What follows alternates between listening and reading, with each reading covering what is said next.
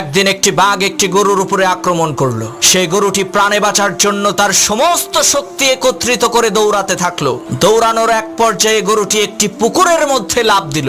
ঘটনাক্রমে সেই পুকুরের মধ্যে কোনো পানি ছিল না, শুধু ছিল কাদা। এদিকে গরুর পেছন পেছন বাঘটিও সেই পুকুরের মধ্যে ঝাঁপ দিল। এতে করে গরু এবং বাঘ দুইজনেই পুকুরের কাদার মধ্যে গলা পর্যন্ত আটকে গেল। তখন বাঘ রাগান্বিত কণ্ঠে গরুকে বলে উঠলো, ওই হারামজাদা, তুই আর লাফ দেওয়ার জায়গা পাইলি না?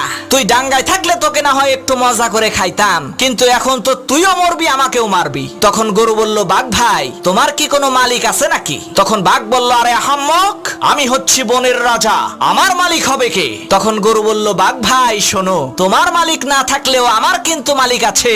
সন্ধ্যাবেলায় আমার মালিক আমাকে এখান থেকে উদ্ধার করে নিয়ে যাবে, আর লোকজন জড়ো করে আনন্দ উল্লাস করতে করতে তোমাকে পিটিয়ে মারবে।